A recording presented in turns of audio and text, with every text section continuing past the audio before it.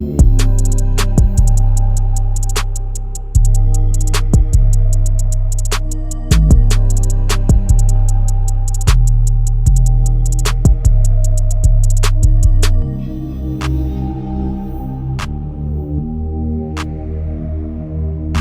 back to the Team2Beat Miami Heat Podcast, your one-stop shop for daily Miami Heat content. My name is Amir. So for today's episode, we're going to talk about the Miami Heat. They're 0-5 in the preseason. They have one more game left this Friday. And I don't know if there's any other winless team out there right now. I know it's just the preseason, so it is starting to raise some real questions, though, in my opinion. Should fans be worried, or is this just the injuries, or is it Eric Spoelstra using October to experiment, before the real games start? So today we're going to break down what's really happening with the Miami Heat from their offensive struggles and looking out of sync. And I want to talk about some players that are trending up or trending down and talk about whether this team's chemistry is where it should be heading into opening night next week. So joining me today, once again, is Adel, a.k.a. Digital Adel Hoops. How are you doing today, buddy? I'm doing amazing, Amir. Thanks for asking. How about yourself? Doing good, man. Excited that we're almost finally here in terms of the basketball season starting on October, 22nd, next Tuesday. So pumped to actually watch some real basketball. I'm not a big fan of preseason. I was out of the country, so I didn't really have a chance to watch any of the preseason games. Shame on you. I know, right? I typically try to watch at least a few preseason games. I'll watch every single Miami Heat regular season game, whether they're good or bad or not. And the preseason I don't really care about. But the Heat are still 0-5, which is not great. We both, right? I mean, yeah, of course. But we both know the record itself in the preseason doesn't matter. But the way they're losing kind of does. So what's been your biggest concern so far this preseason? Yeah, my biggest concern, like you said, they're 0-5. I mean, there are like, 4 or 5 other teams that are 0-3 or 0-2. Because not all teams have played the same number of preseason games. But my biggest takeaway, and it's been one of my pain points with this build since the beginning of the preseason, the draft, and all that. And it's, where is the three-point shooting going to come from? Like, they shot like 10% from three the other day. Like, it's just not going to work if they shoot at that kind of clip. You got Norm, you got Tyler when he comes back, and that's about it. Davion might hit a few. Drew Smith, if he's wide open, might hit a couple. Maybe. But there's really nobody else that's going to give you that three-point shooting. Wiggins has never been a super consistent three-point shooter. He can get to a decent percentage as the season goes on, but that might be one night where he hits like 6 of them and 5 games where he doesn't hit one. Like, he's just a very inconsistent three-point shooter. And so for me, if they don't have a true number one go-to scorer, which Tyler isn't, Norm Powell isn't, and they don't have three-point shooting, it's going to be a long season, in my opinion. Even in the weekend East, it could be a very long season for the Miami Heat. Yeah, with no Tyler Hero, there's no consistent shot creator outside of Norman Powell, and that shows. The ball movement's been slow. We don't have a true floor general. I know Davion missed most of the preseason. He missed 4 games, I believe. He's only played 1, and he was coming off he's played 2, right? I think he missed 3. He's played the last 2. And we expected him to be the starter with Tyler Hero out for the first 10 to 15 games of the regular season. And then Spo threw in Drew Smith, who didn't look terrible, but he also didn't look great. And so the ball movement's not been great. The spacing hasn't looked great, to your point, because there's not that many great shooters. We don't have any of the specialists, of course. Getting rid of Duncan was great in terms of like salary and space, but we lost a guy who was known for shooting the 3 ball. And also, even when his shots are not going down, if he's 0 for 9, he still has that gravity. Like, you still have to run him off the line and contest. And we don't really have a sharpshooter anymore now that he's gone, now that Max is gone. Even Alec Burks last season, was a really good shooter. And right now it's Norman Powell and Andrew Wiggins trying to carry the scoring load. Powell has looked pretty aggressive and pretty great so far, I would say, in the preseason. He's looked like a pretty good 3-level scorer with a quick step. Like, he's not shooting the great percentage right now, but he's capable. But with the high volume that he normally takes, it's going to be hard for him to shoot in the 40s, perhaps. Like, realistically, I see him like at 38% or so. But yeah, with Tyler injured, with Bam, his ceiling seems to be a 20-point scorer, and it doesn't seem like his 3-point shooting is going to accelerate at the volume he needed to. Like, I thought this season he could make like maybe 2.2, 2.5 threes per game, which would be incredible because last year he made like 1 a game or so. So if he could double that, that's huge, but there's no guarantee. So what do you think?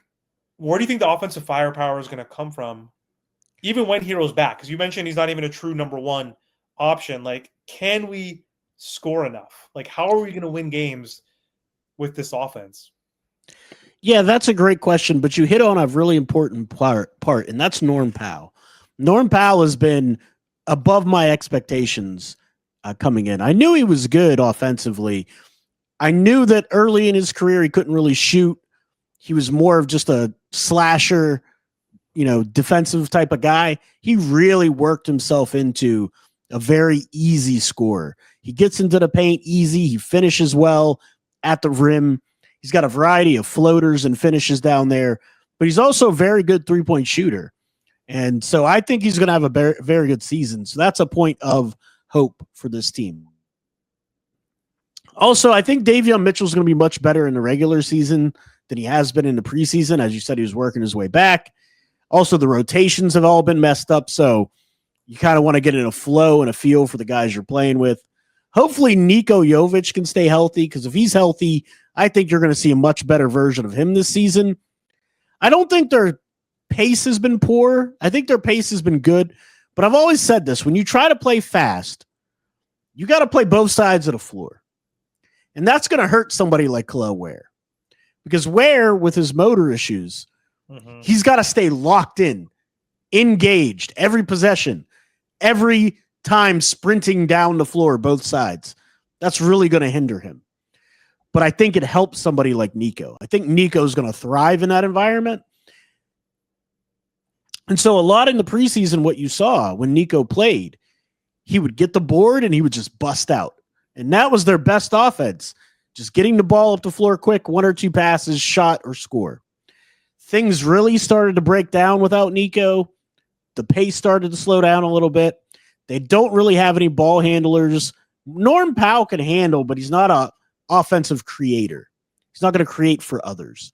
Davion Mitchell, he can do a little bit of creation, but that's not his main bag. So really, Kasper Shakachonis is the only guy this season on the Miami Heat I saw get the ball and create for others, and it looked very good. He's a rookie. Is he going to be able to withstand the grind of the NBA season? Is Spo going to give him that responsibility, the opportunity to have that responsibility? Because when Tyler comes back, he's going to be buried behind Davion. He's going to be buried behind Drew. And Drew, to your point, also came back healthy, which is a shock to anybody that knows about Achilles injuries or has ever had Achilles injuries or tendonitis or any of that. He looks exactly like he did before he left. The problem is, exactly like he did before he left, he doesn't create any offense either. He just isn't going to turn the ball over. He'll make the right pass if it's a simple pass.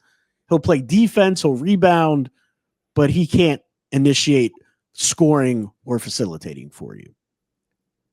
Yeah, he's like Brock Purdy. I'm a Niner fan. He's like a game manager. He's like a game manager, essentially. Definitely a game manager. More so like Jimmy G, actually. I'll give Brock a little more credit. Even Alex Smith back in the Chiefs days, where he would just dump the ball off left and right all game. There's another Niner quarterback that was another game manager. We have had a lot of those since Steve Young, honestly, at this point. I mean, Colin Kaepernick was fun to watch for a little bit. But, yeah, I mean, I agree with you on all that. And going to Kel'el Ware's motor, I mean, like, he's had an up and down preseason, but he's been, like, our best player, theoretically, with, like, his stats, like, are empty. You and I know that, like, that's the key. Again, where you and I are, like, understand, like, that stats don't really truly matter. We've talked about this before in the past. In one example, James Harden, being a top 3 steals leader in the NBA for many years. Like, is James Harden a good defender? Hell no. No. Like, is that a skill set? Sure. Is that like, does he have some defensive attributes? Yes, but like, But he's given up 35 points on the other end of the floor. Exactly. So it's like, it's not meaningful. Like, stats can be, empty calories, and he's still like playing very well, and he responds well to criticism, which is kind of annoying that like he's the type of guy where it seems like you need to call him out, and he needs to hear that and get in trouble to get his act together. So what are your thoughts on him though in his preseason? Because he's been up and down, right? He was the same way in in Las Vegas. You and I got to see him. Like Spo called him out for the first time. Like, he seems to now be comfortable doing that. Now this is the second time Spo's done it. And he bounces back at least and responds. But like, what are your thoughts on him and his performances so far? I'm glad you gave me the opportunity to talk about Khalil Ware, because a lot of people get this misconception that I don't think the kid has talent, or I don't think he's a good player. He's got amazing talent. He's a top 10 talent. But if you can't get that kind of consistent performance that affects winning, then what's it really mean? If he has 20 points and 10 rebounds every game, but all those points come at when you're down by 20, what does it mean? It doesn't mean anything. I was impressed by Khalil Ware after he got called out. For 2 games, he gave consistent effort for 2 games. And then, I don't know, this last game, Spo got really upset at him again because he had some lapses. He had some mental lapses, and he got pulled out of the game. Spo didn't address it with the media, but I assure you, him getting pulled out of the game for Precious Achiuwa was because of the lapses. And so you're going to have this constant dynamic of what is going to motivate where, and that's where I have the problem. If you have to consistently motivate a player to play hard, he's going to always be that way. So Spo's going to have to pull his strings all season to maximize what you get out of him. And hopefully he doesn't just play very well in starters minutes against Wemby. Because when he plays against Wemby, he's a different guy. Like, he gets up for that game. He's like, oh, it's Wemby. I'm going to show this guy. Anybody else, he says, one-handed rebound, So hopefully Spo can maximize his talents, get the most out of him. But that's the most maddening and frustrating part, is how talented he is, and you just want to see it consistently. Yeah, put him in give him was like a Caruso, or even I don't know why I'm thinking of small guys, Jose Alvarado. He's got Bam right there though, dude. But you know what I mean? I'm just saying, but even more so than Bam, play with the grit that a Caruso and Alvarado, those guys that. I think Bam plays with that type of grit. I think, and the thing is, Bam is constantly chirping. Absolutely. Bam plays the hardest out of anybody on the team. Bam guards 1 through 5. He's on the boards. He's a fighter, man. Bam gets a bad rap because he's got terrible hands. He brings the ball down low on offense, and he doesn't score you're 7. Still. And so he gets a bad rap for that. He doesn't try hard. He tries extremely hard. And that's the thing I love about Bam. And he's constantly getting on Ware, trying to motivate him. And I'm sure that's frustrating for him as well. My job's easier when you're on the court playing up to your potential. Come on, dude, get out here. We need you. But anyway, yeah, man, I think he has that kind of guy. He has that guy in Bam. Spo's going to push the buttons too. But I keep saying, man, if you got to continually motivate somebody, he's never going to be a superstar like that. Just isn't going to work out that way. But that's all I got on Ware, man. Down this preseason.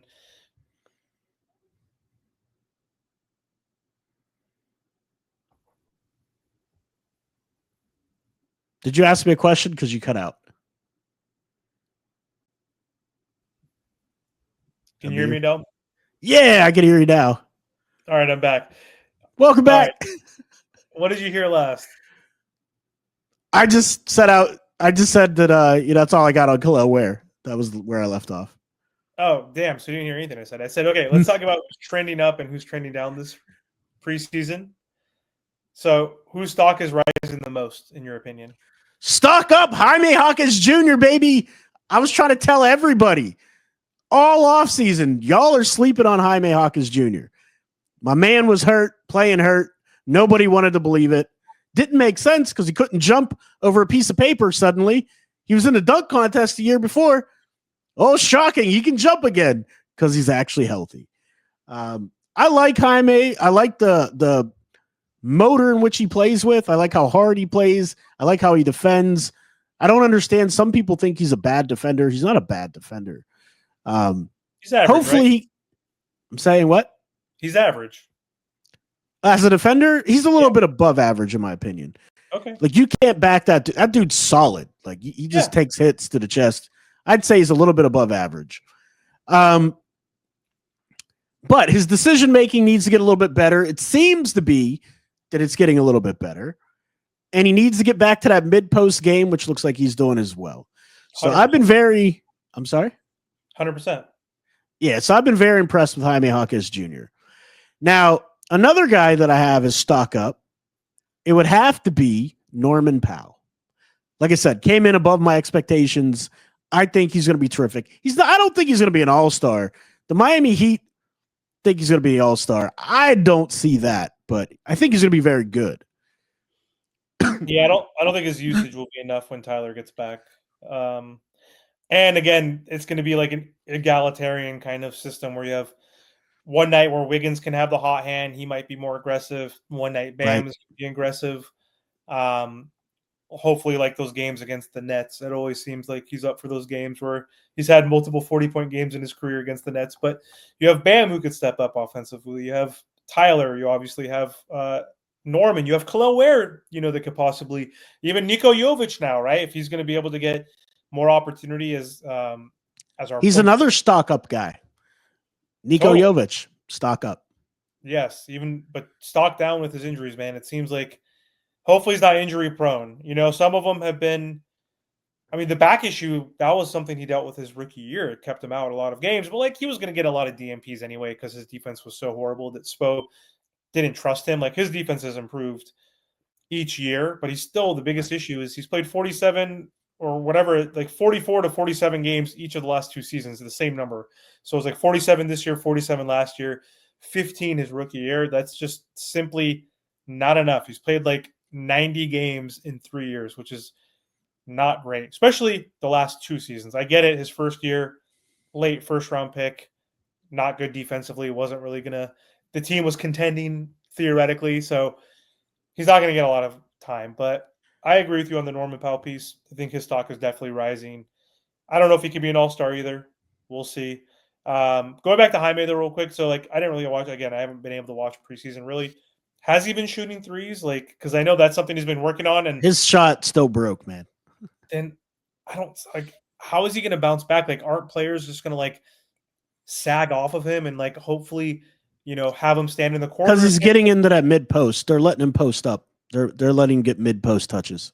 How often? What's his usage going to be like? Is it going to be like? It's not going to be like Jimmy, but obviously, because he operates in the same area. Like he's a Latino Jimmy. Like we get him in the mid post, then he could either take guys off of the dribble, use his quickness, where he has that kind of iron shoulder like Goran, and that strength, which is utilized well. But then also, of course, we were seeing in the preseason that footwork, of course, that Hakeem the Dream style footwork where you could do the pivot, reverse pivot, and you can finish with both hands in the paint. Like, let's see him get back to the turnaround jumper that was actually kind of decent. Yeah, he's been making those this preseason. He's been taking them and making them. Yep. Okay, so he's gonna play kind of at the elbow. Like ideally, like he's gonna play out in the wings, and then like he'll probably start like slithering into the elbow. Because last year he was just in the corner, right? Like in that PJ. Right, or even in the mid post too, because you got the elbow, and then baseline mid post. Not baseline, but like on the wing. So in from the wing, in between the elbow and the wing. Right. Gotcha. That's the mid post. And so he's been operating from there also. Gotcha. So okay, good. Yeah, I mean, I've seen obviously the box scores that he's looked efficient at times, and he's looked a lot better. He's finishing at the rim, which is good. So I just knew the jump shot was going to be an issue. It So is. It definitely obviously, is. it sucks, man. There's guys where it's like Westbrook, Rondo, other players were like, God, if they ever figured out their jump shot, and Rondo did at the end of his career. a little bit, but not enough. But yeah, like those guys could have been like, I mean, Russ obviously was great, but like he would have been, the Thunder would have won championships. Like if Russ could Oh, actually yeah. be If consistent, he could shoot, like, yeah. by year 4 or so, like, or whatever it was, like if he was shooting way more consistent and more efficiently, like they would have won a championship for sure. I've got one more stock up for you, and then I got a couple of stock downs. That's exactly where I wanted to go next. So perfect. Kasparas Siakachonis, stock up. I think if he gets minutes, he's going to surprise a lot of people. I think he's going to be able to facilitate. The offense will look much better with Kasparas. He's making decisions quicker. His ball handling still needs a little work. I think his jump shot's going to be just fine, although they've already made changes to his footwork and I think his guide hand placement a little bit. Davion Mitchell, I think he's about the same player as he was last year. I think he's going to be the same guy, in my opinion. But stock down. Andrew Wiggins, Really? stock down. Yeah. Everybody's, because he's in great shape, but I just don't think he's going to be as impactful because he just drifts. Like, he's perfectly comfortable not being involved. He's just like, okay. And he's too talented for that. He also still can't dribble. So stock down. Kashad Johnson, stock down. Can't defend without fouling, turns the ball over too much. Stock down on him. I thought he was, I mean, he's known for his defense and athleticism. Like, I haven't seen him this preseason. Entirely too handsy, man. He just picks up fouls. Is it the hands, kind of like the Duncan? Yeah, he gets his hands in there. He cannot play with his chest. He just too much gets reaching. his hands in there. Too much reaching. Yep. Okay. Yeah. Like, that's what made PJ Tucker elite, man. Was defensively, he wouldn't put his hands on you. He didn't have to. He slid his feet, put that chest in front of you, and you could not get by him. And Kashad has that body type, but he just can't get his hands out of there. Simone Fontecchio, stock down. Not buying it. I don't know who tried to tell me he was going to be a good player for the Heat. I am not buying it one bit. Anybody that shoots the ball off their palm with 2 fingers off the basketball, I don't know if you've ever seen this. When he shoots, the ball is only right here on his palm, and these 2 fingers right here, where is it at? These 2 there we go. Are on the ball. His other fingers are off the ball. Index finger's not on the ball. So not on the ball. Neither is the middle finger. That's and insane. So as he follows through, his hand looks like this. And then he like slaps the ball at the end with those 2 fingers. Yeah, it's got to look like this, right? You played D3, right? Were you D3? Boom. I played D3. I also did a little D2, but also it should be like this. Gooseneck, my friend. Mighty Ducks? Gooseneck. Wait, give me see. A gooseneck. Yeah, it should be a gooseneck. The way your fingers are separated? Yeah. So is mine bad? Is mine off? So you side. So like this. So it's like this, a gooseneck. So like Kobe, Michael Jordan, a lot of the big time shooters go with the gooseneck. Dude, now you can do this. You could do this. I just don't like it. I do not like that. Yeah. The ball, you can't control the ball that way, in my opinion, as much. The ball could roll off the left side of your hand. It could roll off the right side of your hand. When you gooseneck, you're snapping it off with your index finger, and you get better rotation. Gooseneck versus doing this. I think the majority of good shooters gooseneck, in my opinion. What about the majority of NBA players in general? That's what I'm saying. Like the high level players typically gooseneck. Like people like to point to like anomalies like Damian Lillard. They're like, Damian Lillard shoots the ball off the palm of his hand. Okay, that's like one guy out of like a million that actually makes it work. But Simone Fontecchio, career 36% 3-point shooter. Last season shot 32%. I don't like the way he runs. I don't like his handle. It's not great. So if he's not going to give you movement shooting and he's only going to be a spot up shooter, he only hit 1 out of like 8 in the preseason. No. I'm not sold on Simone Fontecchio, dude. Stock down for sure.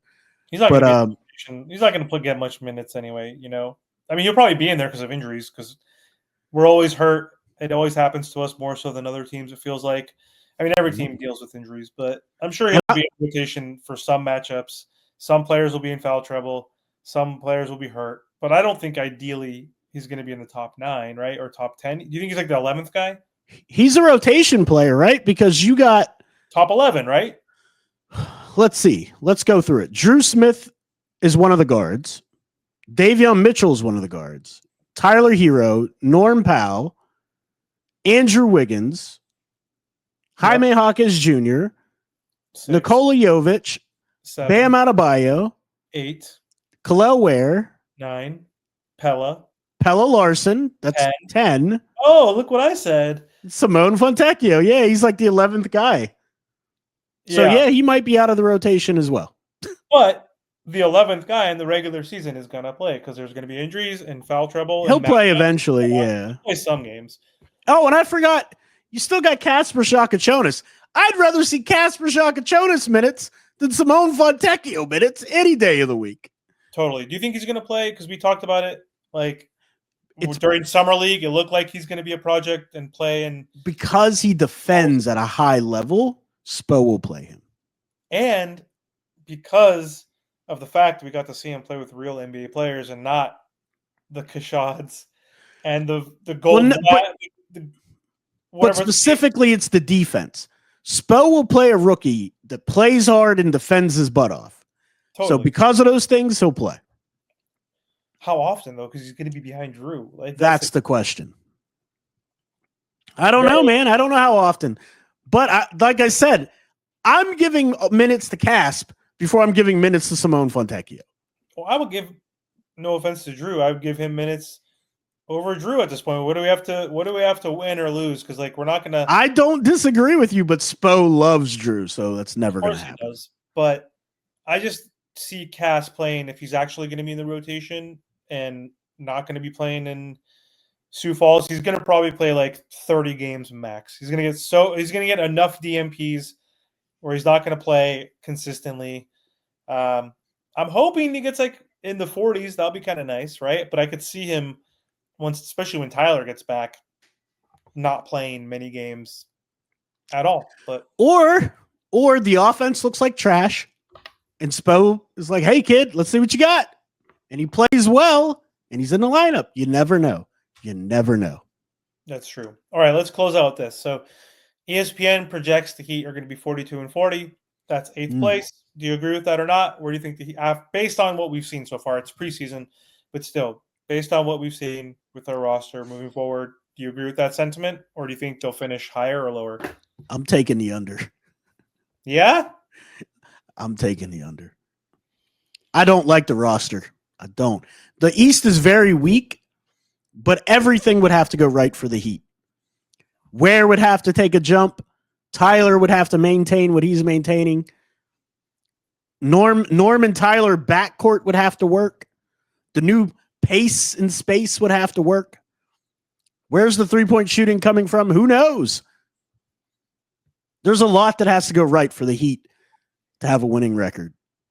So you think they'll be 9th in the East? Most likely? That's your prediction? Yeah, I'm taking the under. Well, I mean, 8th in the East, especially this year, could be also below 500 and get their ass correct. By the way. Correct. They could be 8th. You're right. Remember back in the day? They could be as high. They could be as high as 4th. They could be, because the East is that weak right now. It's that weak. Yeah, but you said they're not going to be. So your prediction is that's what I'm saying. Because everything would have to go right for that to happen.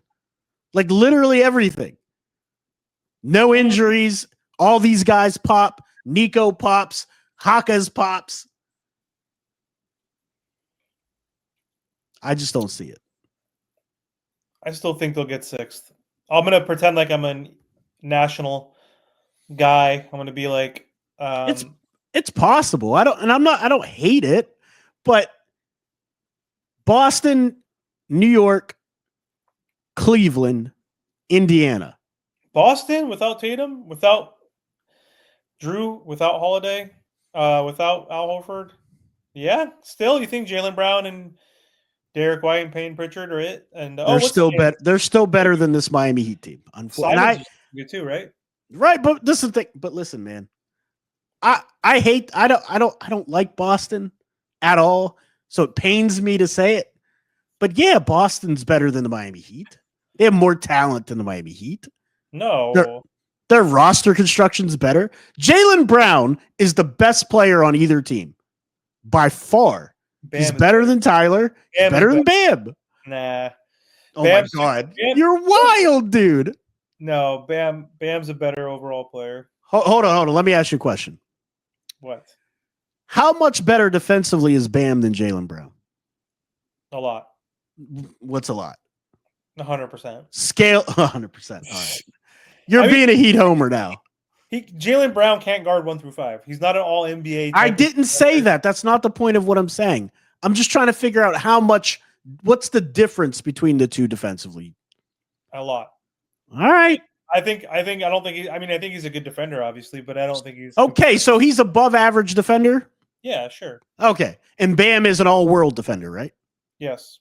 Okay, who's better offensively? Jaylen, for sure. By how much? Not as much of the delta. A lot, a whole lot. He can't dribble. He can't go left. He can't go left. Literally. As much as I like that he can't go left stuff, and I find it funny when he smokes a few left-handed layups, he's light years better than Bam offensively. Light years. I wouldn't say that many. 3-point shooting, mid-post, mid-range, driving to the basket. It's a no-brainer. He's way better. He's way better than Bam. He's better, not way better. He's way better offensively. He ain't averaging 30 freaking points a game type guy. Like, he's not an elite three-way guy. Like, I don't fear him like I fear. That could change. That could change without Tatum. We can find that out real quick without Tatum. Does it lead to winning? Who gives a shit? Freaking Jordan Poole scored 23 points in it, like per game a couple seasons ago. He's not Jordan Poole, and you know it. Don't do that.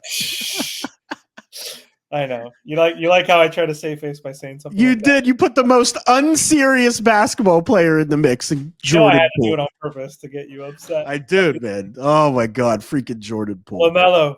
He'll be like LaMelo, like on a bad team now as the number one option. Right? Are the Heat better than the Pistons? In the regular season, no. Maybe the playoffs. They're not beating Cade Cunningham in the playoffs, dude. It's not happening. Atlanta Hawks, are they better than the Hawks? Maybe not, honestly. I don't think so. Right. I don't think so. We don't know. We'll see what happens. Do you see where I'm going with all this? You said it's a rough road, dude. This team is not as good as people are trying to make it out to be. I totally understand, but I'm a ride or die. Adele's a fake Heat fan. He's only a Steelers fan. So I am an enormous Steeler fan. Yeah, enormous. But I'm also a Miami Heat fan since the 90s, dude. Me too. Yeah, since the 90s. So listen, I'm also objective. Whenever like the Steelers aren't going to go far into playoffs, I'm like, yeah, they're probably not. Maybe they'll get lucky. But I like object reality. I'm not going to just, oh yeah, we're going to the championship every year with James Johnson and Dion Waiters. No one thought that. Get out of here. No Heat fans that delusional. I guarantee you Heat fans thought, we found the ones. The front office was right. Sign them to those contracts. Yeah. Yeah, the NBA scouts and coaches and like front offices like didn't realize that, or they all failed to see that Dion Waiters was a superstar, right? And the Heat got lucky after years. That's right. The Heat got lucky, and they've just found this Hassan Whiteside guy. Yeah. And it's koi fish. Exactly. That's right. Championship or bust. No, I mean, it'll be an interesting season, man. That's I'll close with that. It's going to be an interesting season. I'm interested to see how it unfolds. Hopefully I'm wrong. I'll be more than happy to come back and say, guys, I was wrong. You're going to be wrong. I think they'll be 6. I think they're going to be the 6th seed or at least 7th. You're saying I don't think it's out the realm of possibility. We're not that far apart on what we're saying. Yeah, but your prediction is they're going to be below 500 and possibly the 8th or 9th seed. We'll see. So it's very possible. It's very possible that could happen. Of course, but it's also possible that we'll avoid the play-in for the 4th straight year. So we'll see. All right, Adel, this was fun. I think the Heat are going to win the championship. Obviously, that's my real actual take. I'm not going to say it until now, but we're going to beat the Thunder. I think that's right. 5-1 or 4-1, and it'll be a 5-game series. Heat in 5 as usual. But anyway, thank you per usual for joining the show. I really appreciate your time. And again, do you want to let the audience know where they can find you online? Absolutely. Thanks for having me. It's always a blast, Amir. You can find me at Digital Adel Hoops on YouTube, the podcast, Digital Adel Hoops on all podcast platforms, iHeartRadio, Spotify, Amazon Music, any of the ones, you name it. On Twitter or Instagram, it's Digital_Adel on Instagram and just Digital Adel, all one word, on Twitter. Thanks again for having me, man. Yep, no problem. See you soon. See you soon.